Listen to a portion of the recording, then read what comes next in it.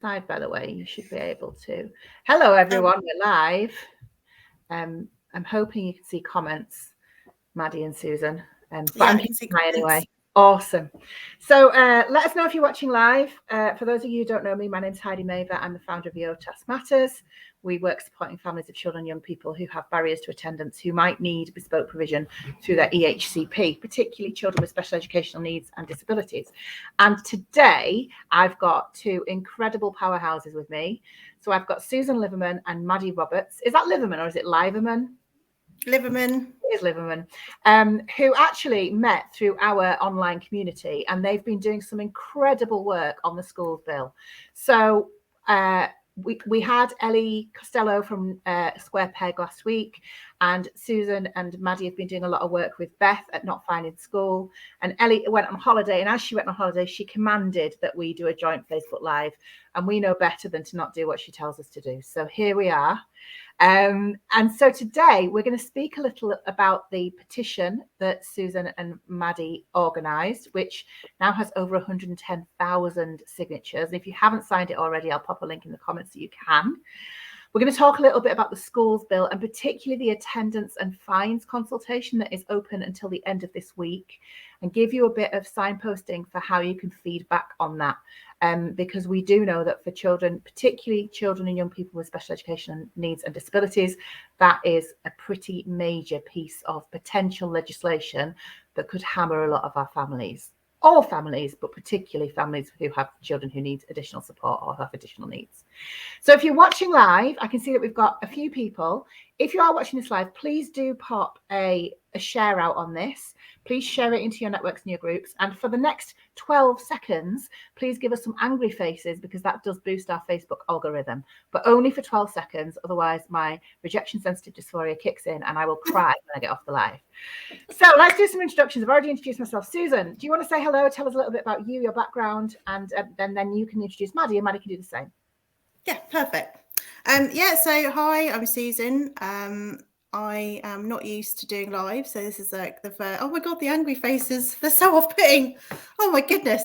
That's why we have a timed window for angry faces. What was said? I'm Susan. I hang out in a lot of online parent forums, so may know a lot of people that are watching, and I definitely hang out in EOTAS Matters quite a lot. I met Maddie in February this year.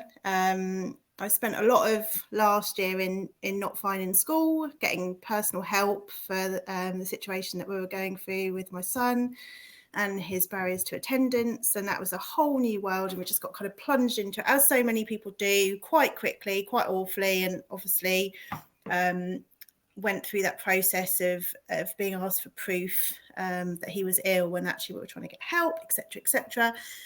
And that kind of transformed, I guess, as we became more familiar with the law through kind of pages like yourself and Send Family Instinct and Not Finding School, and I became more familiar with what actually should be happening. That feeling, as I started to need less help, it started to transform into I need to do something about this. This is happening systematically, because once is kind of like an accident or a bad process, but when you just see in all these different forums that you're in, like repeat, then you realize that something is systematically wrong.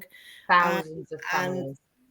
Thousands of families, and probably even wider than, initially I had quite a narrow Send lens on, and obviously I'm now aware that's even wider than that, to kind of more and more marginalised families and underprivileged.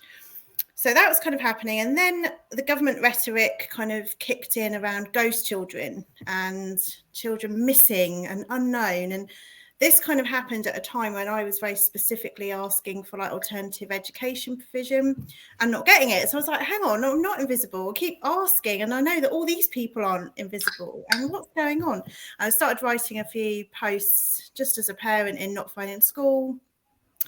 And that just started kind of like galvanizing kind of internally, and to the point I thought, I'm going to do like an open letter or something and get a few people to sign it or something like that. So I wrote something and I just bunged it on, as you do, EOTAS Matters, the group, and went, and I think and you straight away were like, yes, I'll put EOTAS Matters to this. And Maddie went, can I DM you? And enter Maddie stage left, like an explosion of like, we've got to do this. Yeah, like, right. And I think by like 10 o'clock, like that morning, I think it was like my car was booked in to have its wheels changed. And I was sat in Asda Cafe talking to Maddie and Kenza about, right, how are we going to do this? How are we going to make this fly? And yeah, and then over to Maddie, if you want to come in at that point. Yeah, it was, well, I've never left you alone since then, have I? But it just, I'm quite a passionate person about this, and obviously being through it with my family, my son, we'd sort of like done a lot of local news, working with the local authorities, and you kind of meet quite a few people that are like, oh yeah, we need to change things, but then don't really do anything about it. So as soon as I saw Susan, I just instantly knew she was going to be somebody like me that had that passion and let's actually do it, which was, yeah, just completely what I needed in my life as well. So yeah, I think we just complement each other so well. Susan has a lot of the knowledge and the words, and I just love chatting to people. So while she was there writing all this up, I was around all the groups like, will you support us? Come and help us. And it's just really gone from there. It's crazy. Yeah, and your petition is on, I think this morning I looked, it was on like 114,000, is that right? And it's still going, like it hasn't, I mean, it's slowed, but it hasn't stopped, has it? It's still... No. Absolutely. We go through, like, we see like massive upticks, especially if there's like some activity, or we have pushes on Twitter, but it's steady. It's literally steadily ticking along. Because I can remember when it went out, and I remember you saying to me that you think I was the first person to sign it, but it went out, and I remember seeing it like hit 1,000. I was like, oh, here we go, and then there we are, like however many weeks down the line, and we're over like 110,000 signatures. I mean, like, I think when like 6 people signed, me and Maddie were like, 6 people have signed that we don't know. Oh my god! We were like so excited, and then I think that probably, I suppose that probably leads into why, because a lot of people ask me why we didn't go with a Gov petition. Yeah, obviously. Yeah, let's talk about what the process was for getting the petition going, because that's really interesting, and I think it's really important for people to understand the process. So, yeah, do you want to talk a little bit about that? Yeah. So I think like Maddie and I both felt that, like, obviously for marginalised families, SEND families, a lot of the time our issue is around visibility and feeling invisible. And I think we both felt, and I don't want to talk for you, Maddie, and like feel free to add, but I think we both felt that this is kind of happening systematically, and by this I mean fines and prosecution and or just even, you know, help being withheld, and it's just not very well known really. And so when we were kind of toying with the idea of like how to get this information out there, obviously we had different mechanisms available to us. We could have done an open letter and put that out there. I've seen some organisations have success with that, and just circulate that and hope you pick up some press.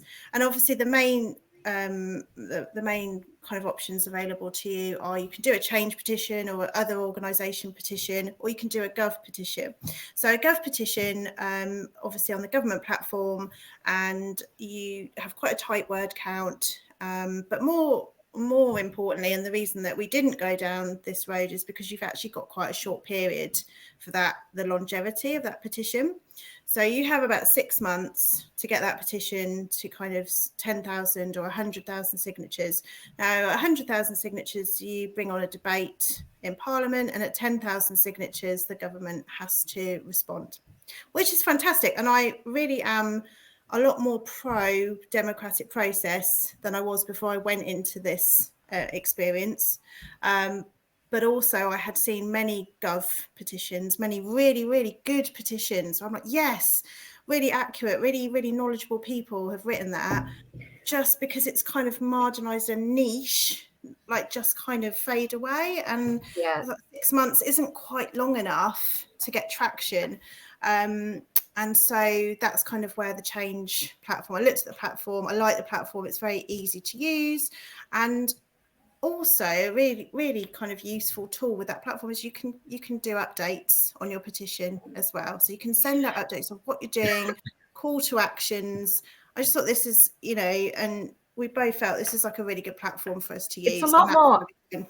it feels a lot more accessible as well, I think. Like the Gov petition platform looks very formal and very official, whereas I think people are used to seeing change things shared online. It's a bit more social media friendly, isn't it? It's a bit more, I mean, you can share. It's just really, really, really good. And initially we didn't have any support. We just had the platform. We just used the platform. But as actually the platform, as our petition got more visibility, we actually now have some support, direct support from Change as well for the campaign and stuff. So that is again not kind of why we initially chose Change, but that's been an unexpected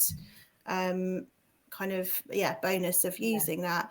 I don't think, I would not rule out doing a Gov petition. I think now that we're getting more into the mainstream, I kind of think, is it time to do a Gov petition around attendance? Is it time to do that? I think we come into this as like two parents, didn't we? And that was the thing where you sit and you talk about it. You think, right, well, we are just two parents that are sitting here. How much support are you going to get? Is this going to sort of go anywhere? And like you say, when we had 6 signatures, we were like, 6 people. And it's just, I think in a way, sort of talking to Ellie, she said that when she come to us and talked to us, she was like, I think this has got great power because you are parents. Yeah. And it's reaching out to parents. And I think, potentially sometimes if like organisation goes out, it's kind of like you're looking at just groups of children. Whereas for me and Susan, we've kind of give our personal story and our personal difficulties.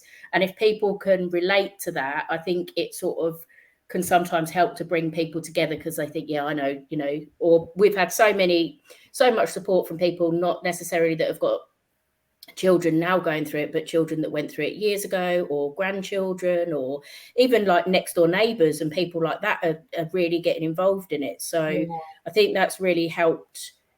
I don't know whether we would have done that through the government one, really. No, I think what's been really key is that you've, like you say, if an organisation, even if it's EOTAS Matters, even though people know that that's just me, like even if I put something out as an organisation, it looks like there's always an agenda, isn't there? You know what I mean? It's like, it's EOTAS Matters, and they also have all of these services, which ultimately it is how it's perceived that I'm doing it because I want to promote my business.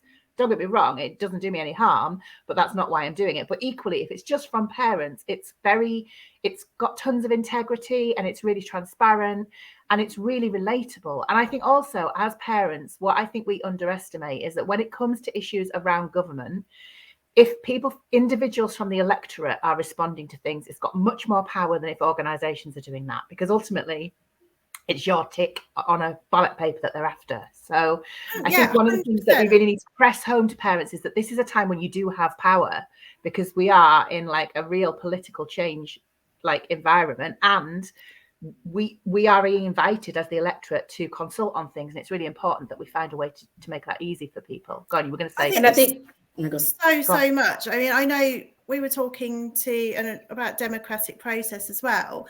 All these things, I mean, anyone that's navigated an EHCP process or an EOTAS request, like this democratic process is just, this is easy for you because it's just, I want to just lift the lid on that. It's just, we can make it accessible and we should be engaging with it. And it's like one of the things, so I never, and I don't think I would have before, because I remember like talking to like our campaign manager at Change, and she was like, have you spoken to your MP? And I was like, no, he won't listen.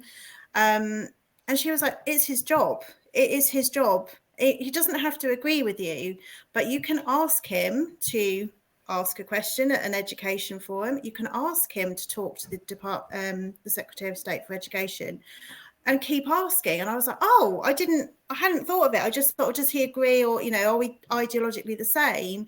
And actually I think we should be holding our MPs to account and saying, can you do this for me, because you actually work for me, and can you you've got to be specific, and you're not asking them to agree with you, you are asking them to do their job. And if you don't ask them to do their job, then you're letting them get away with it. And that's, I very firmly kind of stand in that. I know it's not always easy when you get those generic responses back. It's like, but just write back and say, can you do this? So I think we're a bit like I'm a bit like a dog with a bone with that, right? Get them to do their job. So I agree. I think we there's this bit of kind of like assumed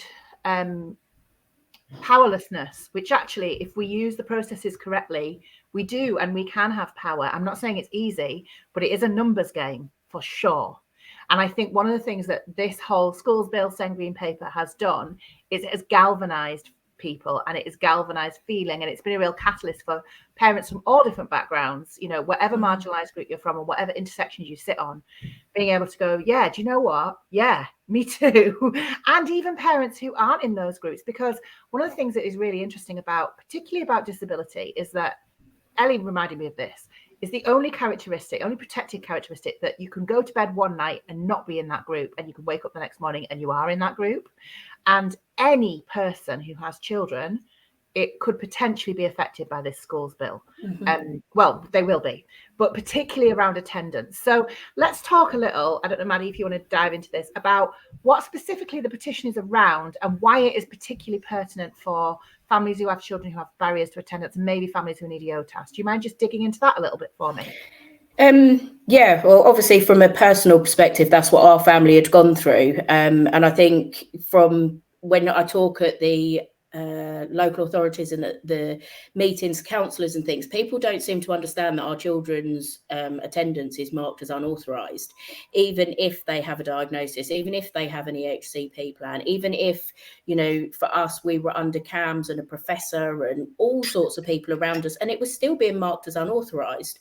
And then really that what hit me personally when I stepped back and looked at it, I realised the impact that it was having on my relationship with my son, the relationship like in our whole family, the pressure that all of that putting down. Actually, when you look at it, you've got a child that's really unwell, and you've got a parent then that literally is nagging and moaning at them constantly to try and get them to school, because that's what you're told that you have to do. There's no other option to that. And I think we just then stood back, and I was just like, no, just can't do this anymore. But then the point of that is, you know, like Susan and I said with the petition, we want to stop the penalising and stop the punishment, but also get a better understanding and a better outline of what support actually looks like, because our families are constantly told, oh, but you've got loads of support because you've got Early Help Plus, or you've got a social worker, or you've got this, and it's like, but we don't feel supported. So, you know, we said definitely that there needs to be like a more clear view of what that support is, but also it is just getting out there as well that, you know, fining me or punishing me is not going to change my son's situation, is not going to make him suddenly get up one day and think, oh yeah, I'm going to go to school now. But it's I guess the impact. We had an early help worker that come in, and I can remember her sort of like telling him he had to go to school full time and all this, and I was like, this just isn't helping. And he said, I don't think robbers should be allowed to take money off parents when we can't go to school, obviously meaning the government was his understanding. And she literally leant across the table and just said to him, that's how we make parents make their children go to school. And at that point, I was just like, do you know what? I mean, I did put in a massive complaint about it, but that was really like my beginning to then getting in touch with the press and the news and really sort of shouting about this, because it was like, you know, you're saying we're supported, we're not. You're blaming us as parents, and it's not us, it's the system. And you're blaming our children. Yeah.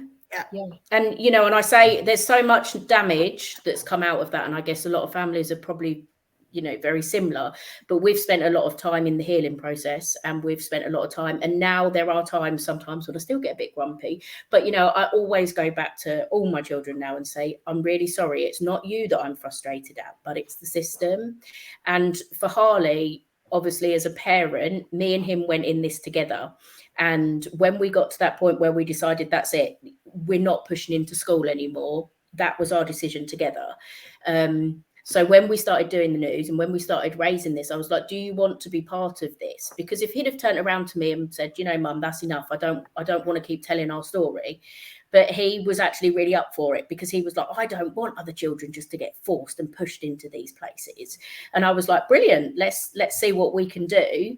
And obviously that's where we've come now. But it's just, you know, it's just so sad that we're not a specialist case. We're not a one-off. There are thousands of families that are going through it. And I think a couple of the other comments that I've had from people in them situations, professionals, or, oh, you're lucky that you've got a husband, you've got that support, you know. And there's times when I thought, well, what about all them people that are single parents that are having professionals coming into the house and talking to them like this? And although I was in crisis and although my family was falling apart, I was kind of like, that was the injustice in me that was like, no, I've got to go and try and be the voice for others. And sorry, Tori, to interrupt you. I think the other thing to mention at this point that is probably pertinent is that obviously, I mean, like I say, obviously, I know this, we are all white, cisgendered women.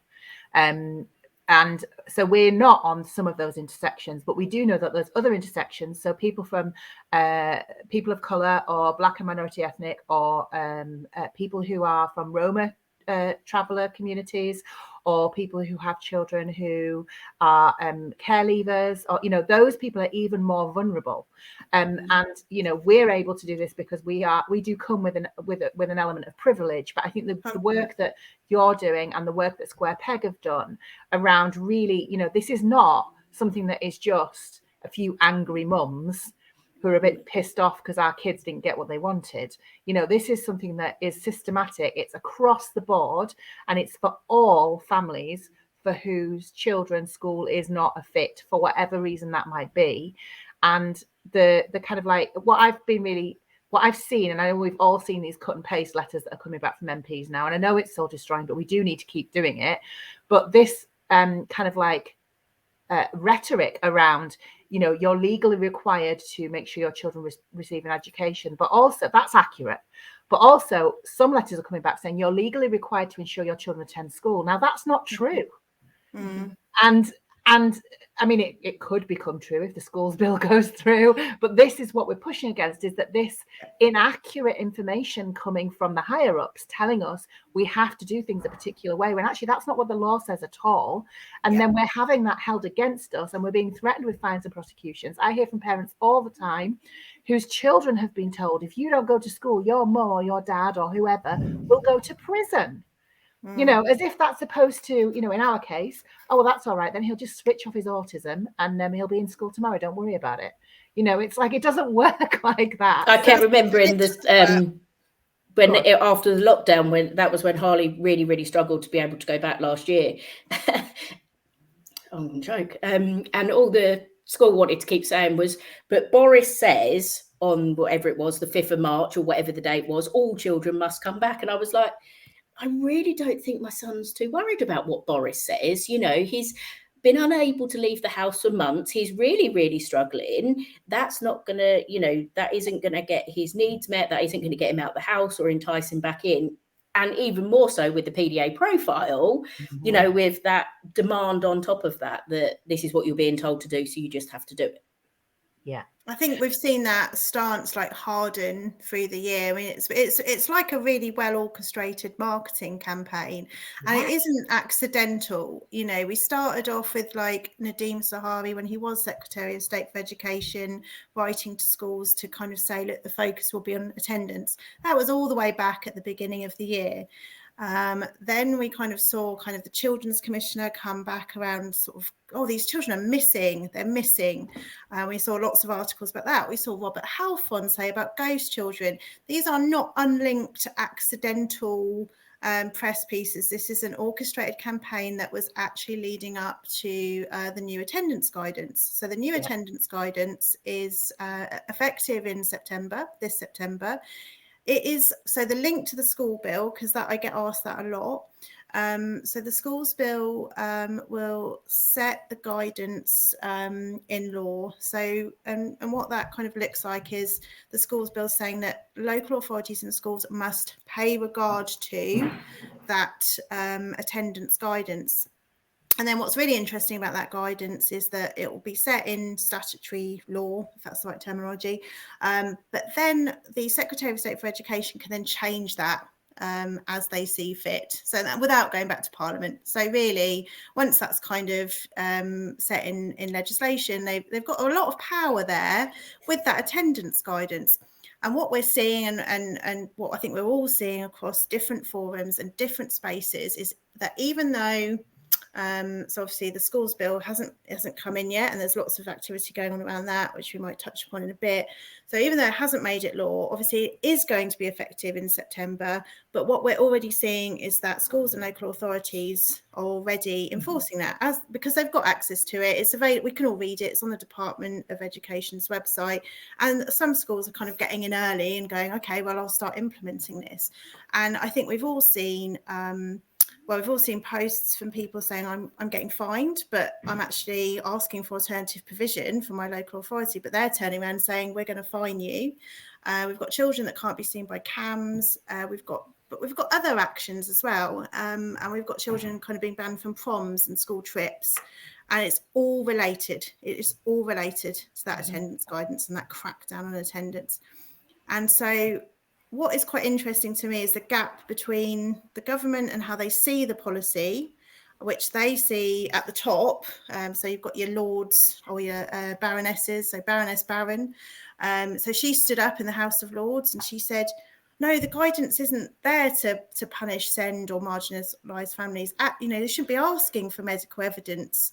But what we're seeing on the actual grassroots actuality of the implementation of that policy is something completely different, where if your head teacher says to you, provide me some proof, or the LA says that, and you don't, you just get chugged through the sausage factory system and you will get chucked out a fine, even though those at the top are going, oh, that shouldn't be happening.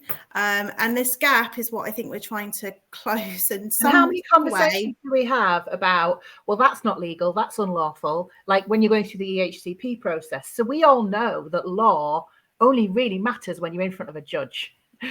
So what really makes a difference to us on the ground is how it's implemented, and policies that are put in place and practices that are used, that are decided often at local level to enforce those laws, often with a local political agenda, often tied to the move towards academisation. So and let's not pretend that isn't, like, they've made it very clear, we intend for all schools to become part of academies by 2030. So it's all tied in together, it's all part of this. But in, like you're saying, at grassroots, what that means is more and more pressure on children and their families, and children who are some of the most vulnerable children in our society, children who, through no fault of their own, are not able to access education in a school setting, and their families who are under incredible stress, incredible pressure. And it's just, I think that is that gap that you're talking about. It's, it's no good them sitting in the House of Lords and saying, oh, that's not what we mean, when, Mr. Uppity from whatever local authority has decided that actually what it means is this, and here's a fine. And that's another one why we, with the petition, was exactly what you're just saying. It's the lived experience. And I think where we talk about, we've fought for our children and felt invisible and felt unheard, the petition was a way for us, for all them other thousands of people that have signed it, to say, be a voice with us, be behind us or with us, not, to be able to present that and say, these are the people with the lived experience. These are the people that walk in these shoes every day. And, there's a huge knock-on effect, not just for our children, but for their siblings, for their families, for parents that then can't work because you're at home. I've said to our local authority, we're in, a complete crisis with the cost of living. I can't work because my child doesn't go out to school 9 to 3 every day, and then on top of all of that, I think, for us, what really impacted us is, like, then there's no respite from that, and it is, I love my children absolutely dearly to pieces, but being with your child 24 hours a day, 7 days a week for probably about 2 years, when they're in the height of, the crisis, watching him broke my heart. And for there to be no support, there's no, you're almost just pushed away behind that door to say, kind of, get on with it. More than that, though, the pressure is then layered on you it's on you to prove you need the support. It's on you to ask for it. It's on you to fight for it. It's on you to go to appeal for it. So it's not even that you're not like, that they're like, oh, they literally make it harder for you. Yeah, they do. Yeah. Actually, in the new attendance guidance, it even says something like, if support isn't effective, ... we will prosecute you. And I was like, what? So if the support doesn't work, we get prosecuted. What? Imagine like going to hospital, that treatment didn't work, so we're gonna like hit you over the head now. It's like, that's how it feels. I mean, it's just ridiculous. And get out the leeches. Yeah, I don't know. It's just bizarre to me that it's like, and also, I mean, my very specific kind of concern with the attendance guidance is that we know that local authorities, like you say, they sort of set their policy at local level. And actually, they sort of, everything kind of gets reduced to kind of a simple understanding. So if the government's saying attendance, they're just going to go, all they're going to hear is attendance. If like support is mentioned in the attendance guidance, which is kind of what the Lords will talk about in the House of Lords when they talk about the bill, I'd highly recommend watching the House of Lords talk about it. It can be strangely addictive, or maybe that's just me. But they will say what it says about support in attendance guidance. And our very specific query on this is that it's not well defined, and if something is well defined, the local authorities and the schools will not know what to implement. And what they will actually implement is probably an attendance officer coming to see you, who isn't trained, by the way. So attendance officer, I've seen job specs for attendance officers, there's no training required. It's an admin role. It's an admin role. And to me, the fact that if a school's employing a full-time attendance officer and your SENCO is not full-time, what message is that giving, and what kind of support is able to be offered? It's not good enough. And that is kind of the message to parliamentarians and policymakers. It's not good enough. It isn't good enough. And actually, it's hurting families, it's hurting children, it's hurting the economy, it's hurting the working environment. The knock-on effect is huge. It's not just, like you said, it's not just individual children being affected by this. The ripple effect is that a whole section of society are not able to engage fully, because the thing that most of us rely on is that school-age children are supported to be in school in the way that is appropriate to them. And when your school-age child is not in school, you can't do all the things that a parent of a school-age child would usually do. Because also their gifts and talents, they're like, they need to be, that is kind of what education, in my view. I'm so passionate about education. It's not like, love education. Oh, come back. Are you back? You can do it without earphones if you need to. She lost the charge. What I wanted to ask you about was, I'm sure she'll be back in a second. Let us know when you can hear us again, Maddie. Yeah, again now. Yeah. So let's just talk about the fines and consultation, because someone asked earlier on, why is this not being spoken about at the moment? And like, we are all trying to speak about it, but it has been lost in the midst of the Sen Green paper review, the schools bill, the whole thing. I mean, I know this is part of the schools bill, but there is a particular consultation that is open currently, and it closes on Friday. And it's an attendance survey. So it requests that, and we're going to break it down for you to make it as easy as possible, but it asks for us to feed back on our experiences around attendance, fines and prosecutions. And it has been limited in its circulation. And the cynic in me does not think that that's an accident, to be honest. But this is our opportunity. So do you mind just one of you talking us through what that is, how can parents get involved with that, I guess, is the question there. And we have got an email address that I'll put up, but do you want to just talk us through it a little bit? Yeah, I can do that unless you want to, Maddie. Okay. So fines and something consultation. So that's been open for a little while, and it closes on Friday, like you say. The reason that's not been widely advertised is because it's being positioned as being mainly aimed at professionals and schools and LAs and other bodies. However, and what isn't kind of widely publicised, although Not Finding School are doing a great job of advertising it, is that anyone can participate in that survey and should definitely. Now, Not Finding School have got an excellent resource on that consultation, which I think we're going to link to, which fully details the different ways that you can respond to that survey that closes on Friday. This is Ellie in my ear going, Friday. So everyone needs to respond by Friday. So Not Finding School have got this resource that explains it all. But if you just wanted to listen to this and do something, then you can just email that email address that you flashed up and just tell them your family's experience of fines, how they helped you. Did they help you? Did a fine help you? maybe do you think not. anyone has ever had the experience of saying it was really helpful to us as a family to be fine? Yeah, it helped us to realise the error of our ways. Yeah, it was amazing, that fine. I loved it. So yeah, tell them how amazing that was for you, because there'll be real people reading those emails. And this is another gap I want to fill, is because these are real policymakers that are writing policy, and I think they should have a little bit more exposure to lived experience. So yeah, tell them, email them, tell them. So even though you're not a professional or a head or work in a school, you can tell them your experience, and definitely do. But definitely, Beth's posted the amazing resource. Legend. So that is really good. And it just explains it so clearly. Read it. But yeah, so that is happening on Friday. So yeah, the reason it's not advertised, for whatever reason it's not advertised, but we often see this with like Department of Education consultations, is that it might be a bit hidden away, and you can read your own interpretation of why that is, or why they're not particularly accessible.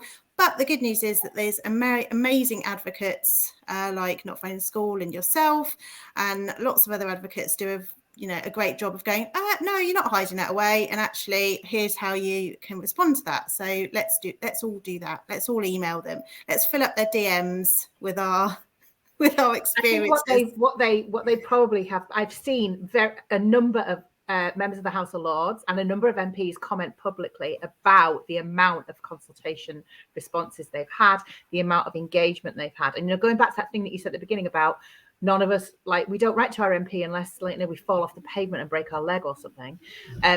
Not that you shouldn't write to your MP for that, because you definitely should. But it's like, because we have managed to kind of like mobilize the troops, I guess.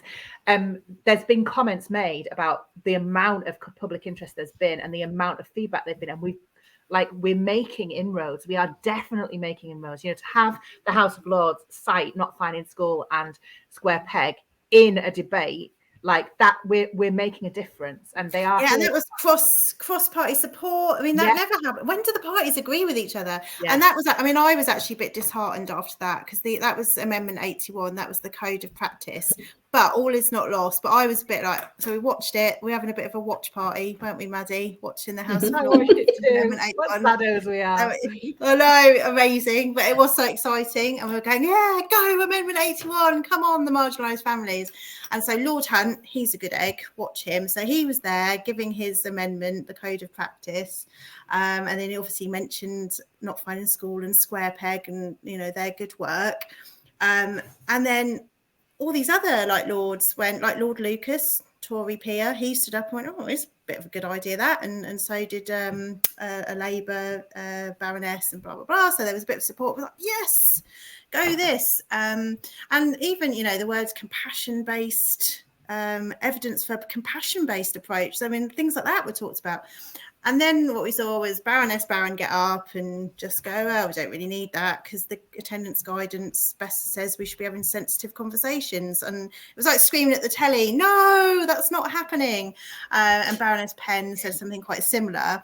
But all is not lost. So we and this is, I mean, I think Maddie and I are both supporting the attendance code of practice, because we think that could be an amazing protective document. If that was kind of fully specified, like what support, very clever people can write that document, and co-production, a lovely word, co-production, lived experience. So it's not just policymakers that are really separate to the people that they are writing policy for and really downstream of. It could be a really effective and amazing document that could help with attendance and education, more importantly than attendance, and support families without pushing them into a judicial system. So all is not lost on Amendment 81, or the Code of Practice, and the three asks. And you can find out more. Ellie will be pleased about this. Find out more about the three asks on the Not Finding School website. That link that Beth put up, which is in the comments, has got so many incredible pieces of resource. If you just go straight to, I think it's this one here, notfindingschool.co.uk/the schools bill 2022-1. If you just click that link, that will take you to a page that has got an incredible amount of resources, including a template letter you can download to send to your MP. It tells you where to find your MP. Like, you literally just click the link and it does it for you. I've done none of this. The royal we, look at me taking responsibility. Beth and the team have made it as accessible as possible, because we know from all of us, we're all parent professionals, or we're all parents, and we all have lived experience. We know that when you're in the middle of this, the last thing you have time for is finding out who your MP is, what you should write in the email. I mean, like, crikey, O'Reilly, we don't have time for that. So I know they're Not Finding Schools commitment, and your commitment has been around making this as easy as possible for parents to engage, because that is always a barrier. And we know that not everyone can. And, if you're not able to, there's don't beat yourself up over this. It's for people who can and who are able, right? So I think what it does really well, like Susan does really well, is like, even for me, I mean, people sort of like look at us and think, oh, you know everything. I'm like, politics, I still don't really get it. But it's like bringing around the important parts, because there's just so much information out there. There's so much to this school bill. I know certainly I haven't sat and read through it all, because my brain just doesn't allow me to work in that way. But when you can pull out, when you can pull out the bits that are important, and I think explain that clearly to parents, for this is the bit that you really need to know about, and these are the ways that you can support it, it makes it a lot more accessible for parents, I think, to be able to feel that you're in there and you're involved and kind of know what's going on, because there's just so much going on. Yeah, there is. And I think one of the things that Not Finding School and Square Peg have been really good at is like really boiling that down to, those three asks. And one of them is around, we would like a code that registers our children as having mental health illness or a mental health difficulty as a barrier to attendance, so that when we get as far as having these conversations, we're able to say, look at all these children that have mental health concerns, and that's why they're not in school. That's why you need to invest in statutory services like CAMS and similar, because I know from the research we did 2 weeks ago that of all of our families that we kind of like did the survey on, 30 or over 35% were waiting for a referral or had been referred, assessed, and were waiting for treatment from CAMS. And they're all families who had barriers to attendance. So we know that that's a massive gap. That it's all well and good saying get your kids back in school, but when you're on a waiting list for CAMS and you're not in a position to fund private intervention. I think the thing is with that as well. Go on, you were saying, sorry. We just, Harley was under CAMS. They're just about to discharge him. So probably sort of coming up a year and a half, neurodevelopment team, professor, all sorts. I don't want to sound this in a horrible way, but they didn't really technically do anything for him. He hasn't had treatment because I didn't want medications for him, because quite clearly I stood my ground and said, actually, it's the environment that causes him this stress, anxiety. It's being forced into this environment that he doesn't cope with, that has the effects at home and everything else. And frustratingly enough, they're discharging him now, because with his EOTAS package and his mentors and an education that is completely bespoke to him, he is thriving. He is amazing. My next kind of argument bit is, though, again, even with that, we've now come to the beginning of the 6-week holidays, and guess what? It all stops. Yeah. And CAMS have literally just this week discharged him. And I said, you do realise over the next 6 weeks, we are going to majorly go back into crisis. You're taking all of his support away from him that he needs to be as good as what he is and where he is, for all professionals to be like, wow, look how far he's come. I think the bigger thing around the CAMS thing, and we're not going to probably dig in too much to CAMS, but I think if we had more children and young people accessing CAMS, we would have a better evidence base for proving that it's not effective. And then we could make a case for an alternative for neurodivergent children particularly. But until that is about the education, isn't it? It is. It is. You can just like them when they've got the right setting, or they've got the right support with people that truly understand them. You don't need CAMS anymore, No, and also like the thing for us with CAMS was that CAMS eventually was our route to alternative provision, because our local authority did that thing of you need a referral. We've just been to LGO and had compensation awarded because they were seen to be acting unlawfully in that respect. They told me that the way to get alternative provision was to get a referral through CAMS. That's not true. That's what I actually pushed for and got, because I was lucky we were at the top of the list, and I put my foot down and made a fuss. But like there are not many families who have that. We were just lucky the way that dropped for us. But I think one of the things for the bigger picture stuff is, if we could move the dial from it being a conversation about attendance to being a conversation about support, then all of our children would benefit. And currently, all of our conversations about attendance, because of the way that attendance policy is applied and misinterpreted, regardless of what the House of Lords are saying, they're intending for families like ours not to be prosecuted. That does not mean we will not be prosecuted. And actually, if we could have the conversation that said, do you know what? Attendance is dealt with, tick, authorised, don't prosecute us, right, now get us some support. That would cut a load of time out of everybody's, how many emails could be saved? Yeah. Like how much time could we all be spent on getting support in place rather than. It's so bright. At the moment, people that have got authorised absence are being asked for medical break. And this actually happened to us. I mean, I like probably the world's, I don't know, daftest parent in that we might start laughing, but I've had authorised attendance authorised absence. And I got some advice that said, you probably self-report to the local authority. And I was like, yeah, I'll do that. I'm going to be a really good parent and I'm going to self-report. So I self-reported us and they went, oh, that's lovely. Thanks for self-reporting. You need to evidence that or we're going to fine you or things will get tricky for you. And I was like, oh, so yeah, that was amazing. That's what not to do. But again, that's area to area. Because I know other parents that has been effective for. And this is the difficulty, isn't it? It's like, this is when, there's no, and I know that part of the Sengreen paper is about kind of nationalising some of those standards, which to a degree I'm not in disagreement with. But the more we move towards a one size fits all, the more kids like ours are going to fall through the cracks. And I know Ellie's doing a bit on it. I've spoken to her sort of at length about that, but it was another thing sort of through the petition that we've kind of talked about. Our next steps is sort of talking to local authorities, like all local authorities, because, like you say, it shouldn't be the case that everybody's working differently or depending on your postcode, the service that you get or whether you do get fined. And, it was the only reason we got EOTAS actually was because my complaint went to an independent investigator, SEND investigator, who was absolutely amazing. But even with that, we had 2 medical letters from a professor at CAMS that we were still being told that's not enough evidence to do alternate provision. He's a professor. How much higher do you want to go? And they kept trying to push and push and push for this evidence. And he was really good, actually, because he sort of pushed back at local authority and said, this isn't my role to say what kind of education is going to meet his needs. I'm here to help him with the anxieties and the traumas that he has now.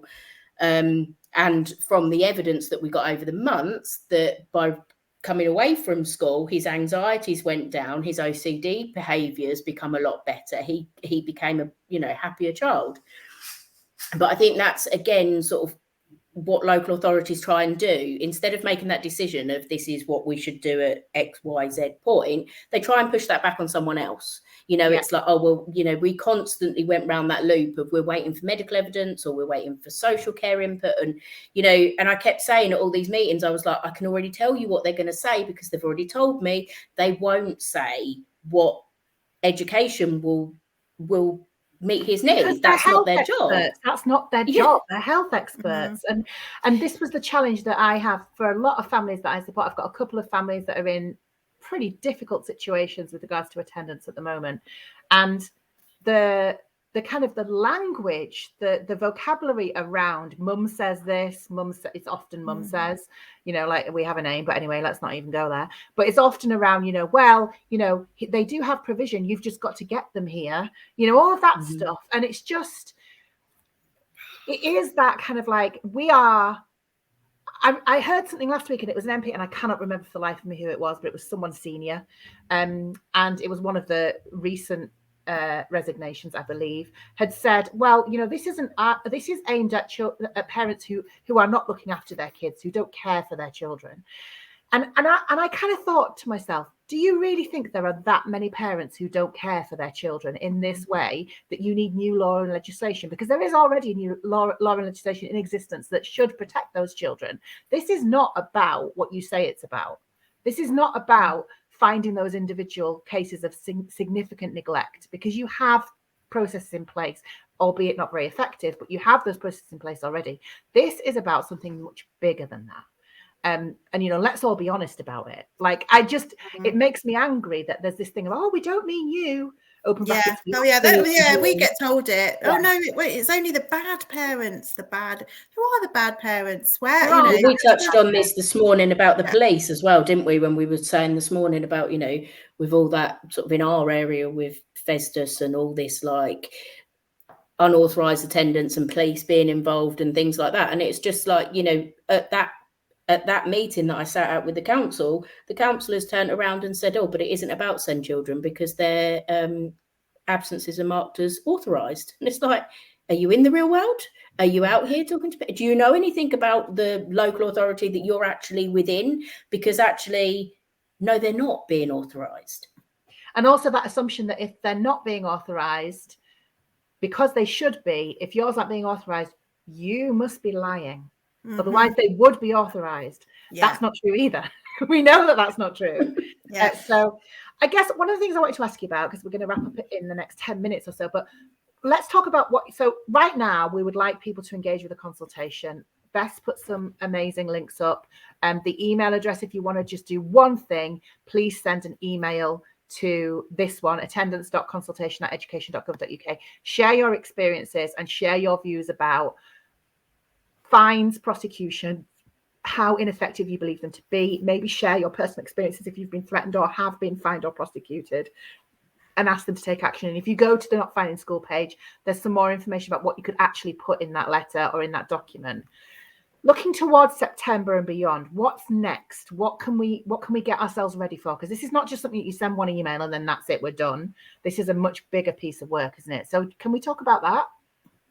I think, what we were just saying, now we've got our change manager, like I say, but for me personally, and I think you as well, Susan, it's sort of like working on something that we can do on a local level with local authorities, and potentially sort of trying to get parents to engage with their own sort of schools and local authorities to try and bring that round so that that's a little bit more standard. Because like you say, I think there's just such a difference everywhere, and it's trying to get something more like fixed in place, that all local authorities can use, so that it's not such a difference everywhere. Yeah. So I think we know what that's going to look like. Go on, sorry, go ahead.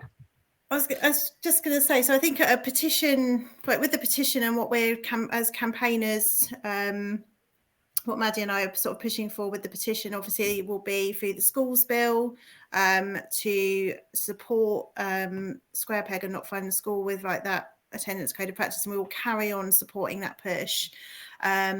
We will also, I've lost my train of thought. We'll be presenting the petition. So I'll be meeting with some parliamentarians in September. So we'll be doing that kind of activity. But what we'll also be doing actually at a sort of grassroots level is, and we're just working out our sort of strategy for this at the moment, so watch this space and maybe we could come and talk about this, is actually making that attendance guidance unenforceable, because that's another way to sort of circumnavigate like sort of local policy and influence local policy. So Maddie has had some like amazing success sort of working like locally and like talking about kind of stop the clock on fines and getting fines being stopped.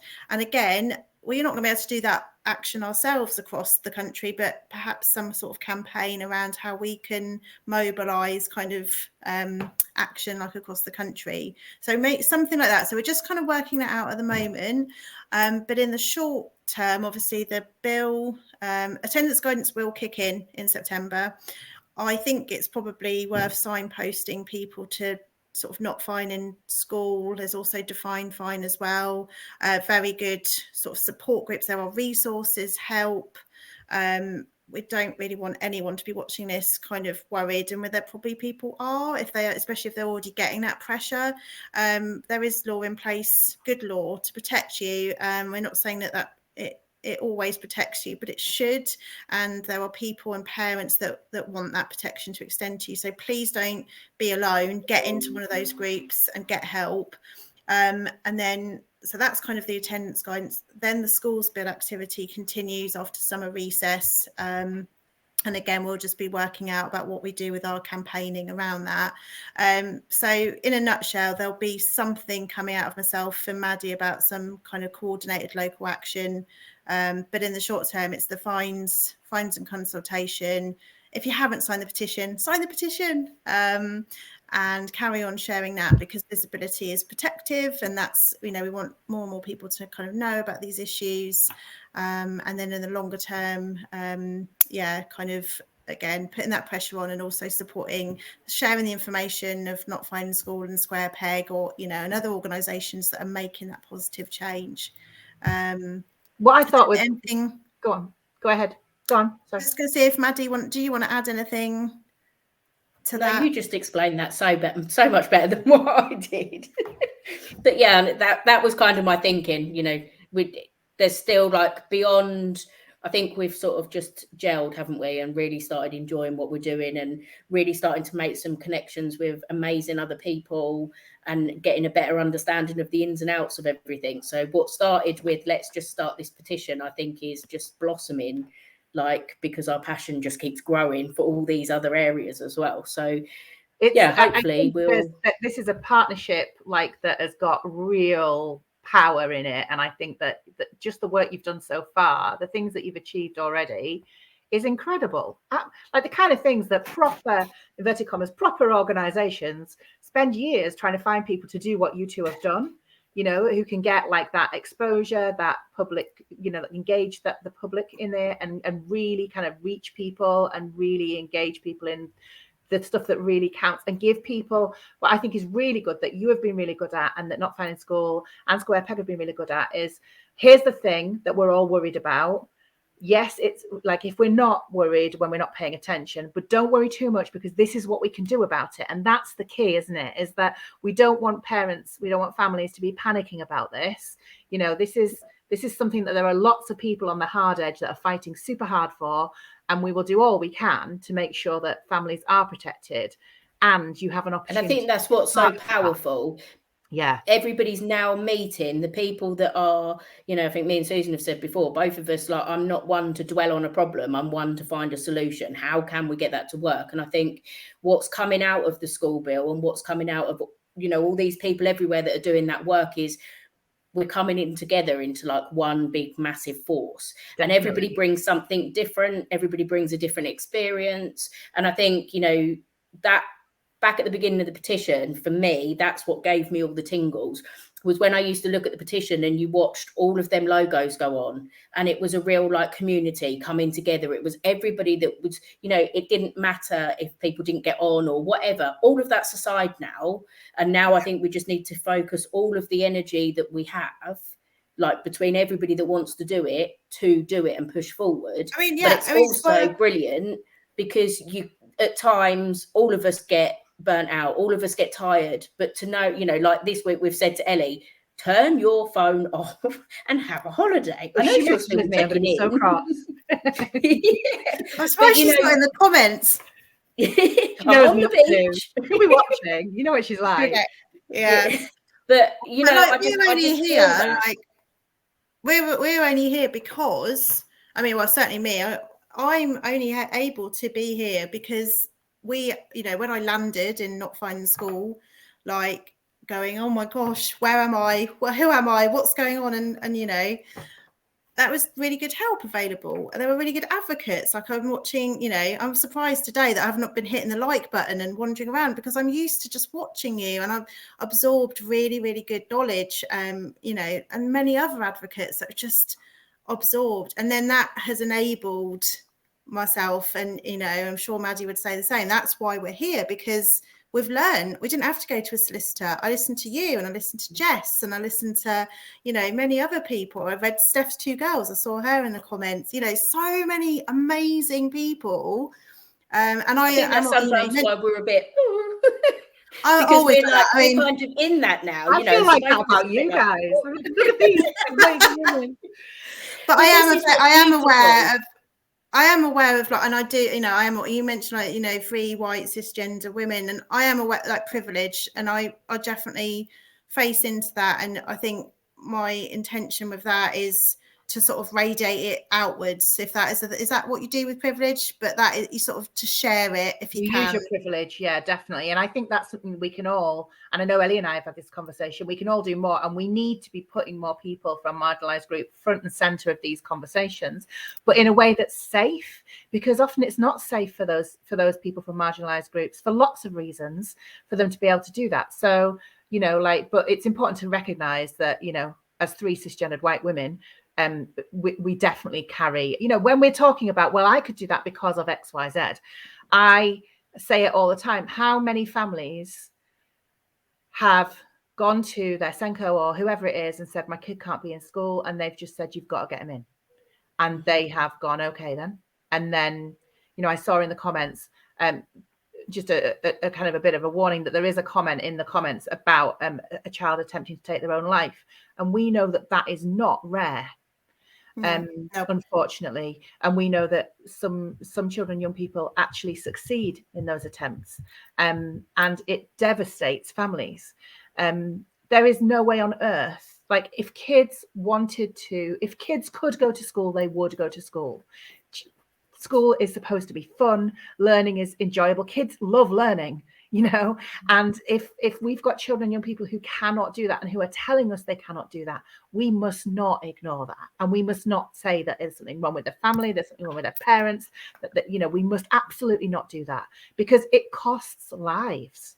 Like, that's the simple fact of it. And I've shared before, you know, I have been in a situation where I have been experiencing suicidal ideation, and I ended up in a doctor's surgery a week before Christmas telling the doctor, you're going to have to do something, because if you don't, I'm worried that over Christmas I might end my own life and I might take my child with me. You know, this is serious shit. It is serious. It is serious shit. It's not just us whinging about, we get no free time, we can't even be anything. That's an issue, but you know, this is not about my gin habit. This is I gave up on saving my legs years ago, you know, like, it's not, it's really, it's a crisis, it's a health crisis. But there does feel like power coming. I just feel it in my bones, like the way everyone's coming together. And I know it's only a little thing and I'm only one person, but like I say, even from that one experience with them in our area, that person coming into my home and making me feel like that, to put that complaint in, hopefully it just brought a little bit of protection for some other people, because it really, you know, I know that really got picked up on. It was very highlighted. There was a big investigation into that. And like what you were just saying, Susan, if we can just try and use our voice and try and use our privilege to extend that out and help as many other people in whatever ways we can, even if it's just little ways, then the outcome could be amazing. I want to leave it on a bit of a let's share some really personal, like, not personal stuff, but if you could say to yourself something now that you needed to hear at the beginning of this journey, because you're out, like, all 3 of us are fortunate in that we're out of the worst of it, touch wood. Like, our children are healing or healed, recovering or recovered, and we have solutions for our children, thank God. But if you could say something to yourself at the beginning of this, what would that have been? What did you need to hear, and what do you think other families need to hear? 100%. I know this one. Go on. All I needed to hear and all I needed somebody to tell me was listen to your instinct. Listen to your instinct and reach out wherever you can to get help. Because all I needed at that time was just one person to be that person on your shoulder to go, no, listen to what your son's telling you. Listen to what your heart's telling you. Listen to what's right. Because when you're surrounded by a lot of professionals that are telling you you're wrong, you believe it. And that's, you know, the support groups on social media, I just don't know where we would be without them. And the few families that I met at the beginning and connected with. And, you know, that's one of the really, really big things that makes me want to continue to, you know, I'll always say to people, my inbox is always open, you know, always there. I'll just get somebody that's in it with you so you just don't feel alone. Yeah. Susan? Yeah, well said. I think for me, I mean, it was about this time last year that we were hitting peak shittiness, and it was just tough, and son was struggling so much, and all the pressure was being piled on, and in that kind of in that rubbishness. Oh, sorry for swearing, by the way. It's totally fucking fine. I'm so sorry for swearing. In all that rubbish, we just, Rich, my husband, totally supportive, and I know I'm lucky to like have that support, just going, oh, I've got to do something about this. This is just like rubbish. And I think I would go back and say, you will do something about it. You will. It's taken all that negative that we've been through and turning that into a positive. And I know that that's not easy for people, and that doesn't make us super women, or that doesn't make us better than anybody else. I'm still on the same level as absolutely everybody else, but it just gave that passion that I don't want to see future children and our children go through this. And, for anybody that wants to make a change, go and find yourself a Susan somewhere and just don't let her go. Not this one. She belongs to Maddie. Yeah, she's mine. I just want to say to you both that the SEND community as a whole, and all parents I know that have engaged with you, are so grateful to you for the work that you've done, voluntarily, without payment, with no personal gain, at significant personal cost, I'm sure. We need more parents like you, unfortunately, and I expect we're going to need more parents like you going forward. And I am so grateful to you, the two of you, for the work that you have done, because I think you have and you will continue to make such a difference. And thank you for that. And you're such a good example to parents. Thank you. We're only here because of it's mutual. It's I kind of want to say to people that if you're in the midst of it and you feel like, well, it's all right for you, I just want to really reassure you that we have been where you are, and it's okay if you are not able to do anything right now. Please know that you prioritize your own well-being and that of your family first and foremost. Those of us who can will, and when you are through the worst of it, and you will be, you will then be in a position to help other families. And that's how the SEND community works. And that's how these Facebook groups work. So if you are in the midst of it now, please know that you're not making this up. You're not alone.